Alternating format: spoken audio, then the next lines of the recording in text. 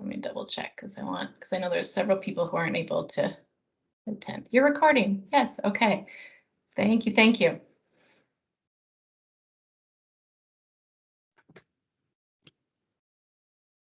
Okay, let me get back to my presentation here.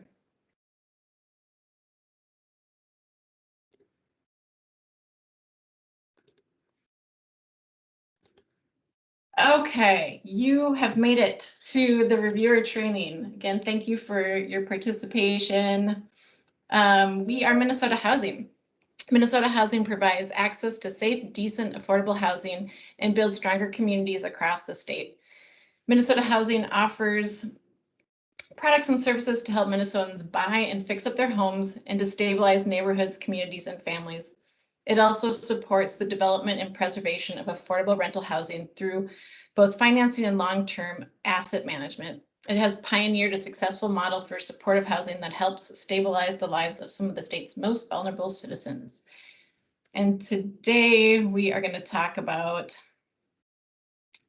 the Housing Trust Fund. So I'm going to give an overview of our rental assistance program and then go through the scoring and application information, and review the process and timeline for review.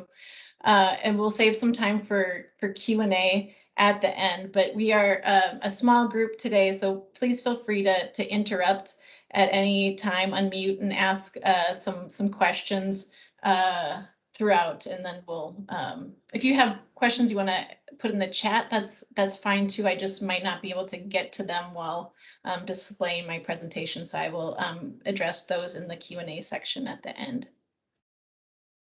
Sound like a plan?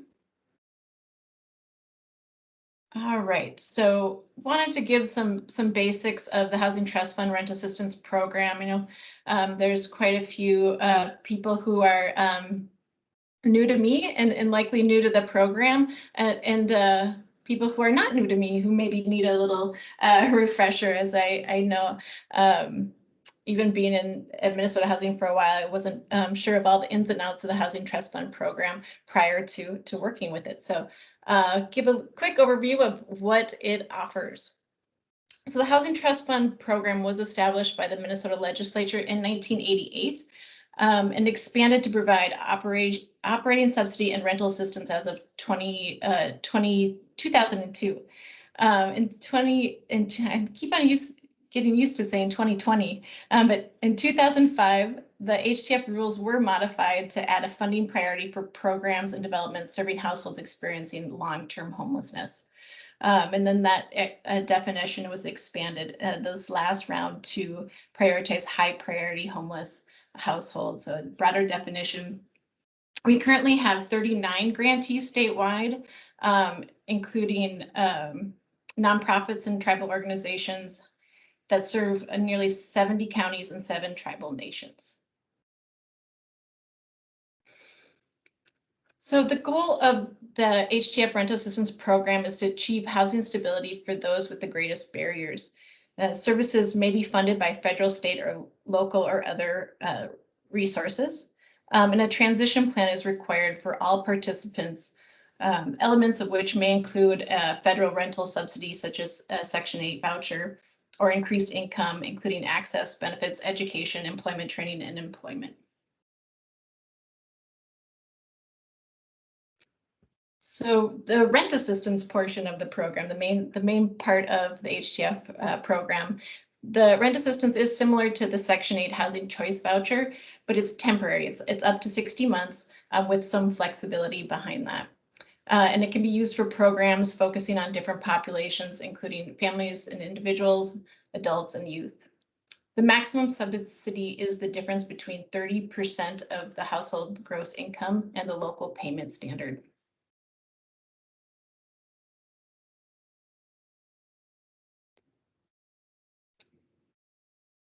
Housing-related expenses are activities to obtain landlord participation or to prevent a participant from repeat episodes of homelessness. We have expanded some of the use of the housing-related expenses activities to encourage utilization, and we're asking a more specific question about that in the application. So as you review applications, this was a bigger emphasis than previous rounds, just to encourage utilization and to really help the participants access housing. So if they need a double security deposit to be able to get in, or additional application fees, we are allowing that this year. Administrative fees. So these are set fees per household per month. And this year they did receive about an $8 boost in the range of administrative fee. So you'll see in their budget that they either have between a $60 and $68 range. This isn't something that you need to determine if it's appropriate or not. That's something we will do internally. And the expectations with as an administrator includes, recruiting landlords, determining eligibility, ensuring that the unit meets HQS housing quality standards inspections, that it's safe and suitable. And then they create or implement a transition plan. So that's the service component that they might partner with a service provider to complete. And then the payments and invoicing for reimbursement. Eligible applicants and administrators are nonprofits, for-profits, public housing authorities, and cities. This isn't an exhaustive list, but it is the main players. I just heard someone beep in, so I want to make sure I'm letting. I let in Stacy. Oh, okay, thank you, Vicki. I think I did too, and I have no authority to do so, but I just love the power that Teams gives me. Granted. Yeah, yes. So Erin, quick question. Yeah. And maybe you already went through this. Is there like a fair market rent requirement or something like that for the subsidy as well? Like the rental residence has to host a rent rate of fair market rent or something?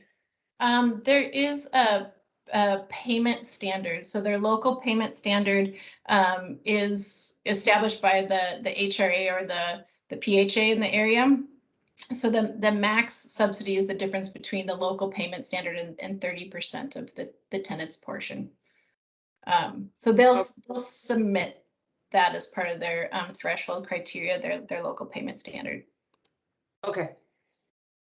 Did that answer your question?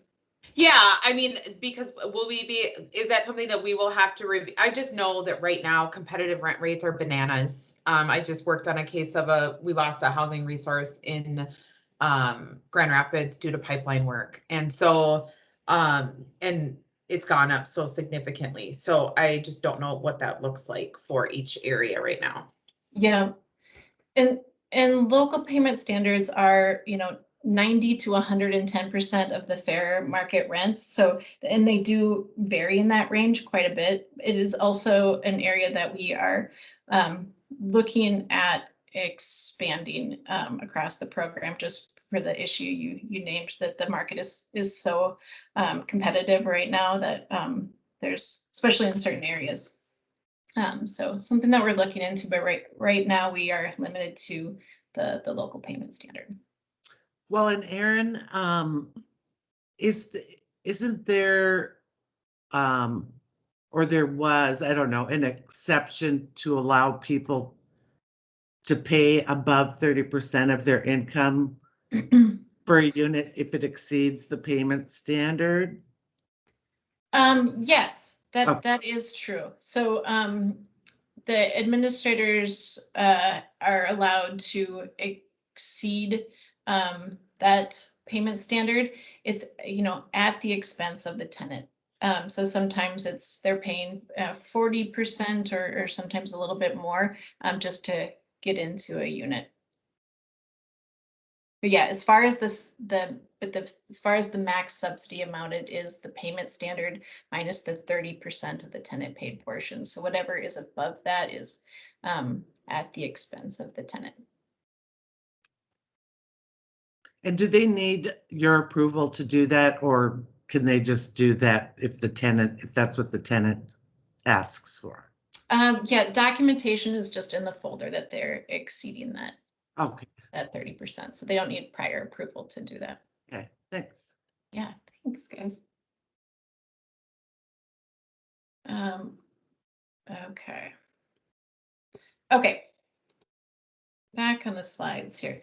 So again, if they're an eligible applicant, that will be determined through our threshold review. I just wanted to let you know kind of who the main players are who are applying for this fund. Eligible applicants this round. So we allowed for, it's open to current tenant-based rent assistance administrators and current sponsor-based administrators, as well as new tenant-based rent assistance administrators. So just to kind of give you an idea of the distinction between those two groups, tenant-based is rental subsidies for eligible housing of participants' choice within the administrator service area. So TBR cannot be committed to any specific development or unit. And conversely, sponsor base is subsidies in developments that have also received capital funding from Minnesota Housing.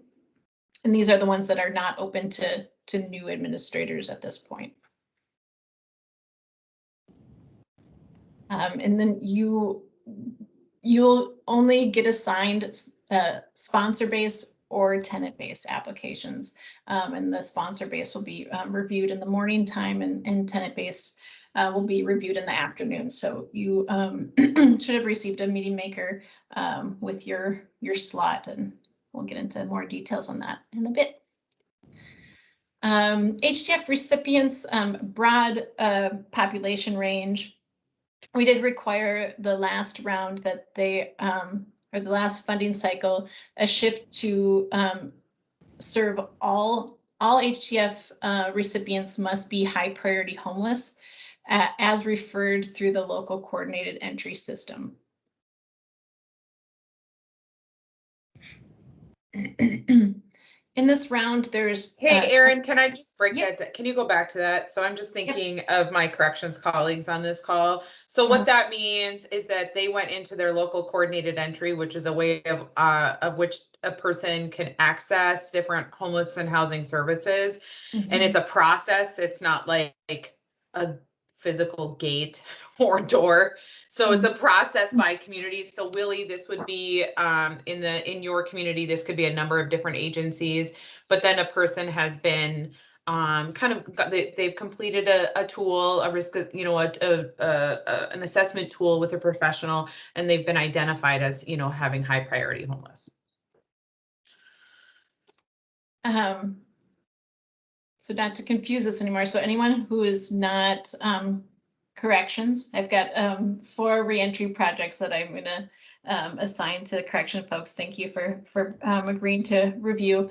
The reentry projects have received a waiver for that requirement. So everyone else, coordinated entry, reentry projects, don't have to.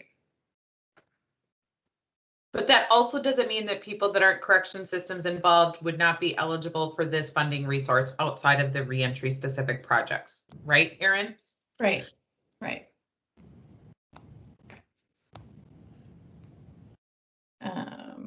Okay.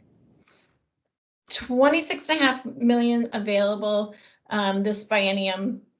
The breakdown between tenant base and sponsor base is the sponsor base for the renewals is approximately 3 million. The rest go, the 26 goes to, 23 would go to the tenant base approximately.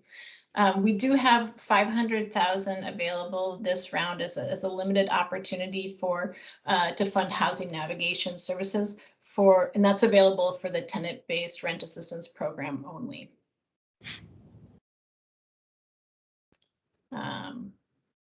Okay, jumping into the scoring and application process here. Okay, you probably have already received your conflict of interest forms and non-disclosure agreement forms from Meredith because she is good. So this morning I sent out a list of who the applicants were for you to quickly review and spot if you have any perceived or actual or potential conflicts with any organization. I know, Shelley, you asked a question about actual potential or perceived, and that's language handed down to me. So I don't know if someone's got like a legal definition of what an actual potential or perceived conflict is. But I think anything that could be looked at from the outside as a conflict. So maybe a spouse is a board member or something, where maybe if there's any inclination that you're not comfortable reviewing, then you can just let me know that you don't want to review a particular application for your comfort or any perceived conflict. All RFP decisions and awards are confidential until entered into contract.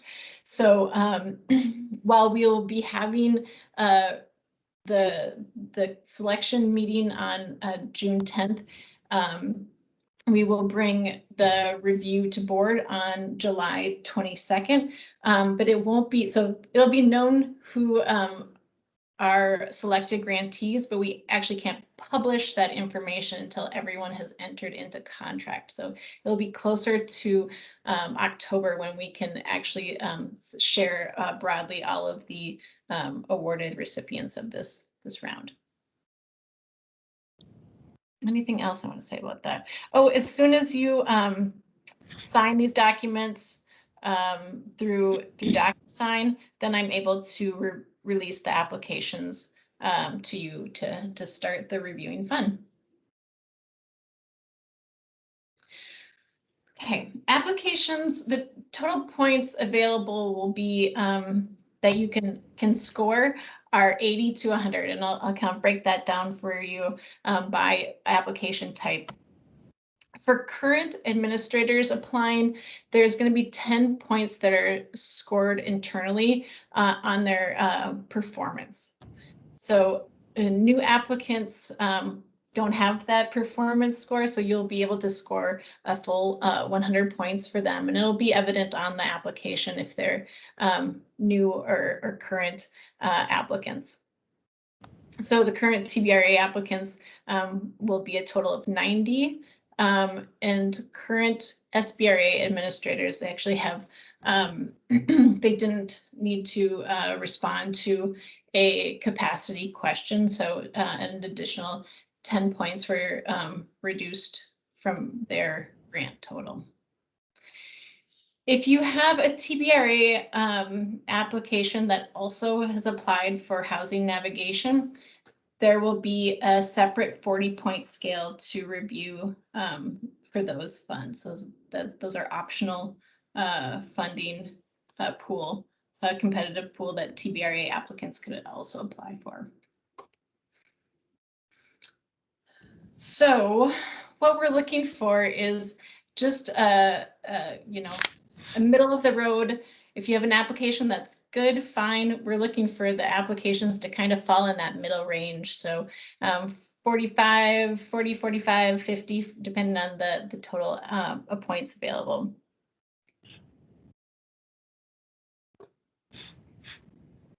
So a middle score is a good score. We're passing, looking for the passing grade.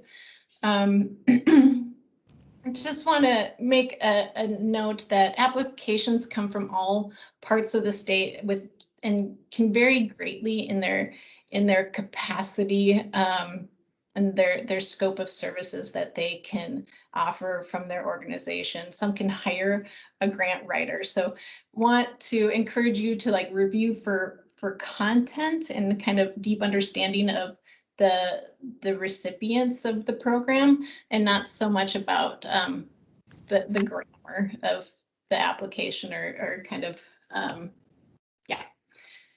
do your best to set aside your biases. No half points. I know that's tempting to do sometime when you're kind of teetering on a better or lesser score for any applicant.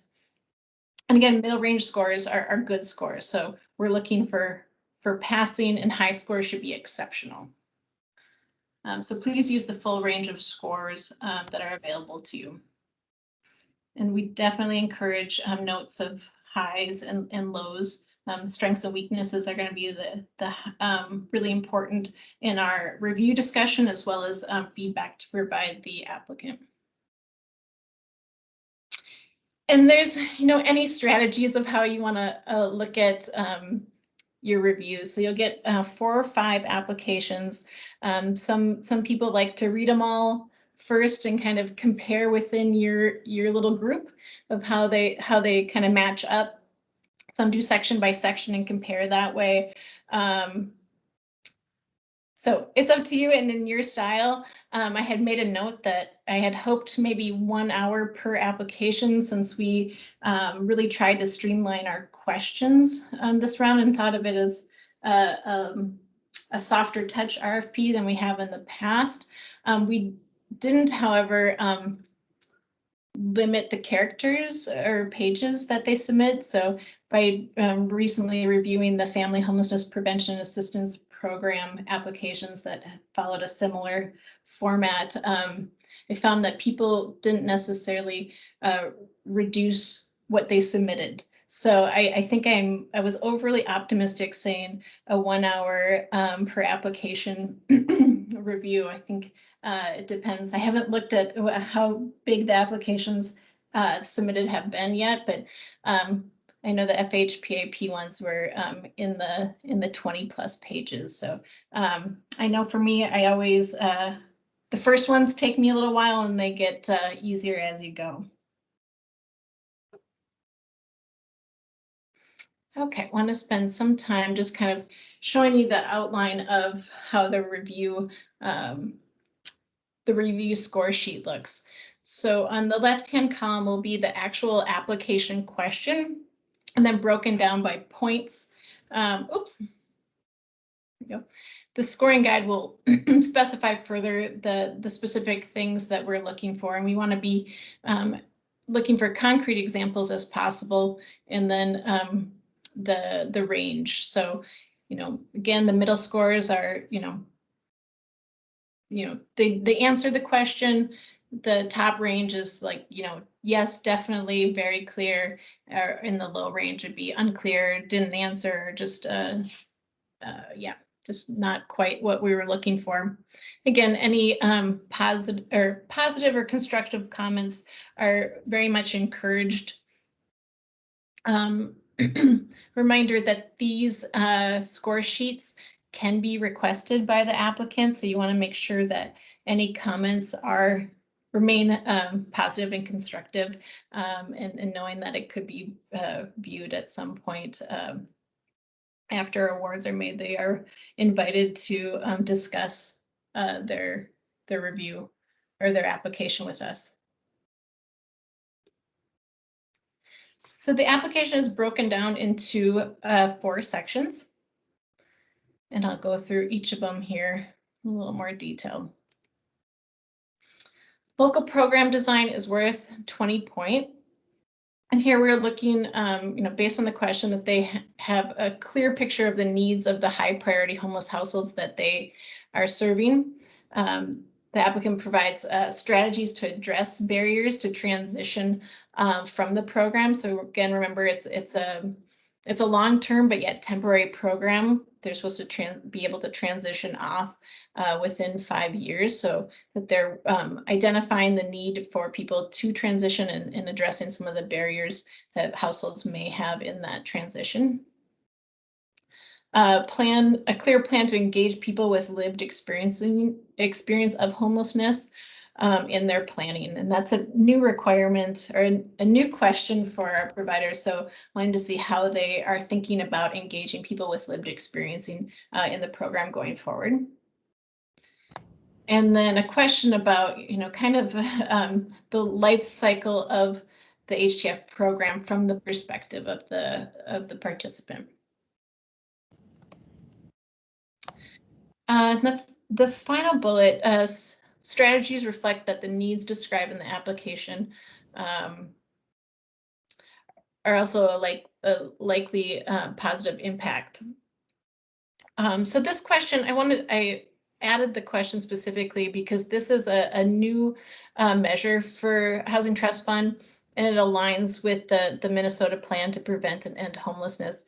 So for current administrators, they might be familiar with the data elements and might be more in the know about some of the measures, the specific measures that we're looking for these outcomes. But since this is new to Housing Trust Fund, I'm really looking for the strategies here. So how are they thinking about reducing the number of people experiencing homelessness? So for this question in particular, looking to not so much say, oh, that's not the right measure, or that's not how to count that particular area, but really looking at the strategies that they're trying to implement to be able to create that outcome.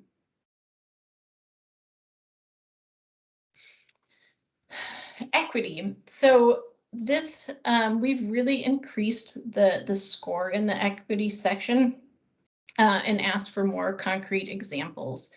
So in this section, we're asking them to do 2 examples, so two practices or methods for the applicant organization. And if they have a partnering service provider, an additional example from the provider in these 3 areas. Increasing access for people who face barriers due to racism or other factors, then how they demonstrate an ability to serve with patience and empathy. And then the 3rd question in this format is how the organization reflects the households being served. So again, these looking for really concrete examples so that they're hiring staff that speaks the language of the people they're intending to serve, versus, the staff completed diversity training, which is, something that we see a lot of in applications. So looking for really concrete examples of how they're responding to the community need. And then the last question in that section is about their ability to provide language translation. How am I doing on time? Erin, can I jump in on the language translation one just to give an example? Yes. Since I'm reviewing some applications right now that sort of have the same question for FHBAP, I think it's definitely one option, obviously, is to just say you use the language line. But I think a more robust answer would be including, translated materials, signs in the office that explain how you could request a translator, for example. Hiring bilingual staff, that kind of thing can give a stronger response. Great, thank you. Okay, the funding request budget section is worth 20 points. We will, separate from the application, you will also be sent the budget. So just giving a look at that and seeing if it's reasonable and aligns with the narrative provided. So part of the application is then the narrative piece for them, an opportunity for them to justify their proposed budget, as well as address the rate of expenditure, so their ability to utilize the funds. Then I may have a couple slides that look specifically at the budget, so I want to. So there's a instructions tab on the budget. If you have a question about kind of what the other tabs are implying, that might be handy. The second tab is kind of a summary of the funding request. The yellow sections are auto-populated based on the information they enter in the workbook completely. So it's the second tab is a nice snapshot of the program. And the 4th tab is the utilization. And this is, I think it's a really helpful tool for the applicants as well as for the reviewers, just to get an understanding of what the grant term might look for them. So even if they say their target number of households is 10 households to serve, and maybe their average rent assistance is $900, but to see that over the grant term that the number of households may vary. Like there might be a ramp up, and so maybe they start off at 5 households. So it's a good idea. It's a good way for you to understand how they're getting the budget numbers they are and who they intend, the number of households they are able to serve in throughout the grant term. Just wanted to point that out. Now shifting back to some of the questions in the funding requested area. So as I mentioned, there's greater emphasis on the housing related expenses activities. So they enter that dollar amount in the budget as kind of one category, not broken down into the eligible activities. And I wanted to get a better idea of where this falls for the administrators, how they're actually intending to serve, how to utilize these funds to serve their households. So it is not required that they utilize housing related expenses. If they want to do straight rent assistance, that's fine. So because it's not required, this question is not scored, but it might be helpful for you to look at just to have a better understanding of their program and see if it aligns with how they're describing the need in their community. So you can make a note of that if you want in the application scorecard, if you feel it's significant in fulfilling their program model or service delivery, or if it's incongruent with the identified needs.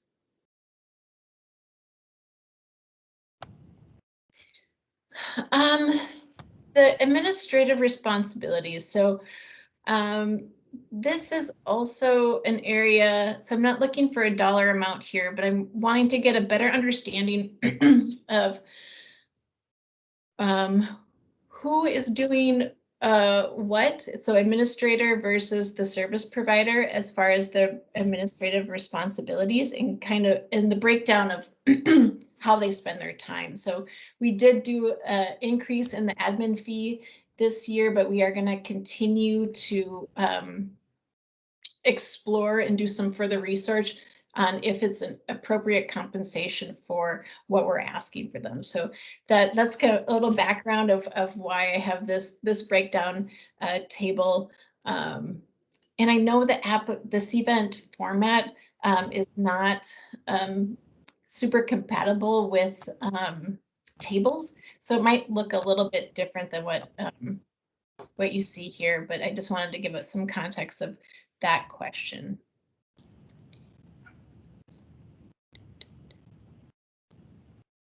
Okay, the capacity section is 20 to 30 points, and that will be evident. The different scores will be evident in your score sheet, so you don't have to worry about that.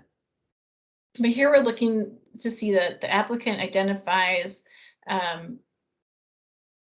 the entity who provides the service, the staff to participant ratio, and a description of the services in each of these 3 areas. Are they able to locate and access housing? How, who's doing it in the staff participant ratio for maintaining the housing and working with the tenant and the landlord, and engaging in optional services, as well as that transition plan beyond the life of the Housing Trust Fund rent assistance.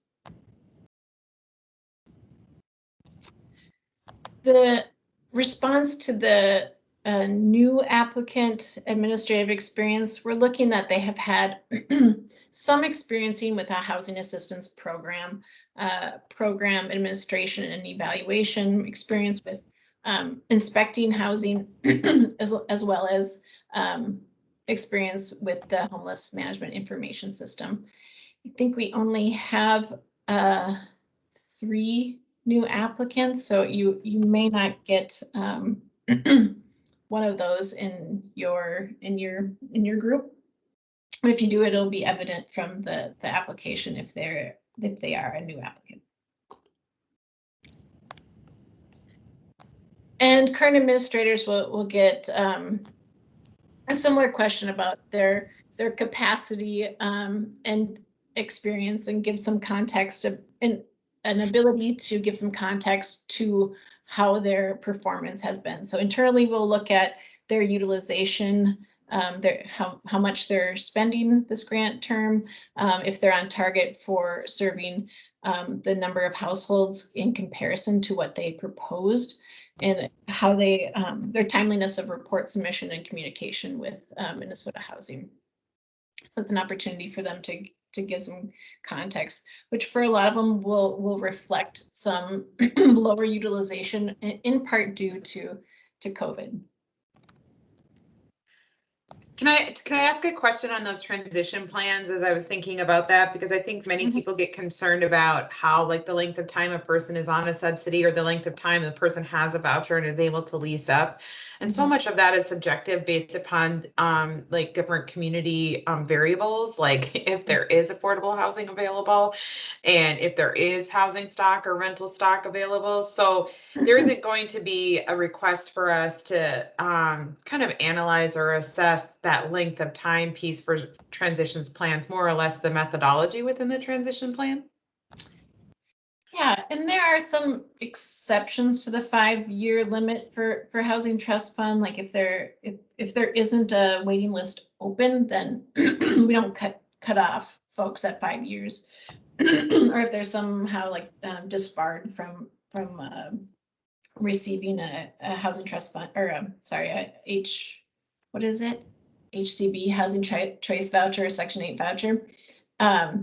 So there isn't a, so we're not looking at the length of time. We're not having you look at the numbers of length of time in the program. We're looking at strategies. Are they identifying the barriers and adding that as part of their service strategy with the individual?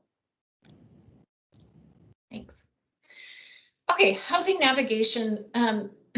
We are making $500,000 available as a limited opportunity, and we did offer some dollars this past round for housing navigation, and have heard from administrators how much this is needed and appreciated to be able to really be that helping hand to help someone identify housing and keep them in housing. So we are really looking for, well, here, I'll get into that in a second. Sorry, I got ahead of myself. Again, these funds are available for tenant-based rent assistance folks only. And we'll be looking for them to really be staffing dollars. So people on the ground, people power to walk through help someone walk through the selection, the housing search process, and helping them stay in that housing over their tenancy. Okay, so the questions in the sample application looks like this. Again, this is one of the casualties of CBENT, where it looks a lot different in the online application system.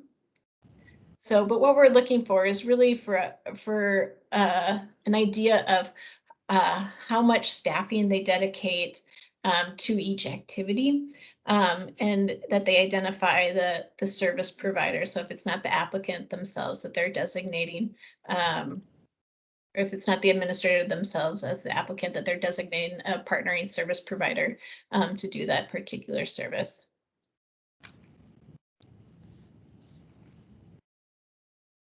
So if you get an application with housing navigation dollars applied for, we are requesting that you score for that piece as well. So separate set aside available for tenant-based applicants on a separate 40-point scale. They have separate questions that they need to answer to apply for those funds. Okay, review process. As I mentioned in the email this morning, we did receive 28 tenant-based rent assistance applications, 16 sponsored based rent assistance applications as of 4:30 yesterday. And staff is currently conducting a threshold review. So it's possible that, you know, an application falls off. But once you submit the conflict of interest forms and other forms that are sent, that Meredith sends to you via DocuSign, then we'll be able to send off the applications for you to review.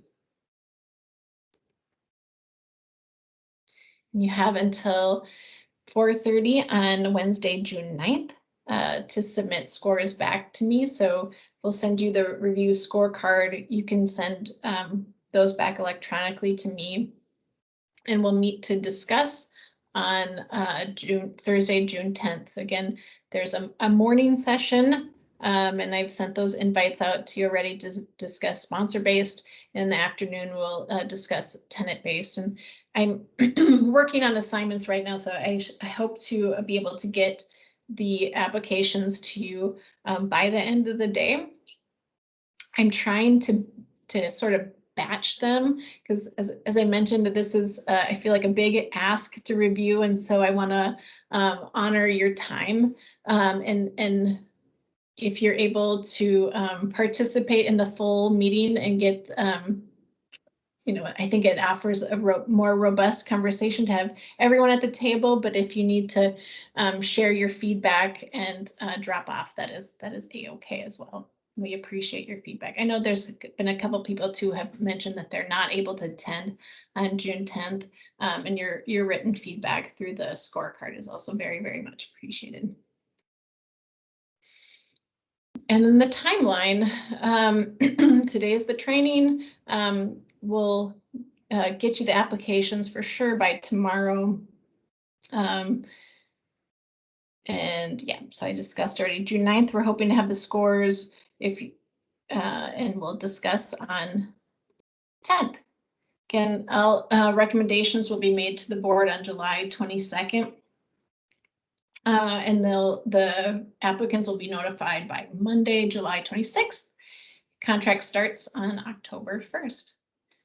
And again, as I mentioned earlier, we can't publicly name everybody until all contracts have been executed. Okay, what have I not explained clearly? I'm sure there's something. Erin, Yeah. I'm wondering, can you just say what application materials we're reviewing, like the different pieces? You showed in that one slide, like the MOU, the budget, like just talk about that real quick. Yeah, those are the threshold items. So you won't be asked to review those. You'll get let me see if I can display this here. So you'll get an application and you'll get a budget. And then you'll also get a blank score sheet, and it'll go over each question, the scoring guide, and the score, and it'll all be tallied up. So this is there's a separate tenant-based score sheet from sponsor-based. So you'll see there's also, so each section is broken down, opportunity to make comments. It tallies everything up at the end. For our discussion on the 10th, we'll really be looking for to discuss the strengths and weaknesses of each application. So you can either, you know, put that in the comments per question, you know, and or the overall strengths and weaknesses of the application. And if you have a tenant-based application that also has housing navigation funds, there's the score sheet is a part of the scorecard and tallied up at the very top as well. So yeah, that's it. The application and the budget is what you'll be looking at. Great. And then on that review sheet, does that have a tab for every applicant? Is that what we send you? What do we send you when we send you our scores?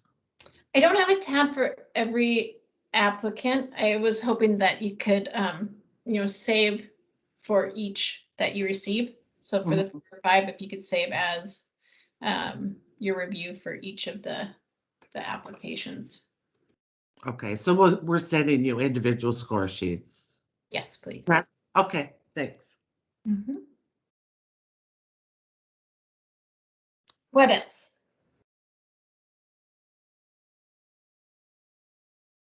Erin, this is Shelley. If we have questions, do we just reach out to you by email or Meredith, or what's the preferred way? Reach out to me. Let me see. Wait, I'm trying to display my presentation again. Is it there? I've got my cell phone up on this slide. Feel free to call me, email me anytime throughout the process if you have questions about an application or anything. Thank you. Chat too, yep.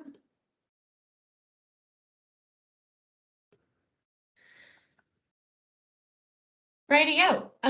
Yeah, please do call. Please give a ring. Don't be shy. I'm excited to learn about these projects. This will be my first round of really getting into the weeds of each and every one of them. So happy to chat with you about individual projects, applications, or just the program in general any old time. Thank you again for reviewing. I know, as I said, it's a time commitment, so I appreciate your time and your feedback and the richness that you bring to this process. And Erin, I'm going to remember all of this because then when I need to have participation in work groups and reviewing, your number is going to be at the top of my list. Exactly. Exactly. There hasn't been that many RFPs I've said no to, but I have to see many of you in meetings, which is why you community reviewers are just rock stars, because you don't have me giving you a wink in meetings. You just volunteered out of the goodness of your heart. So I double appreciation to the community reviewers.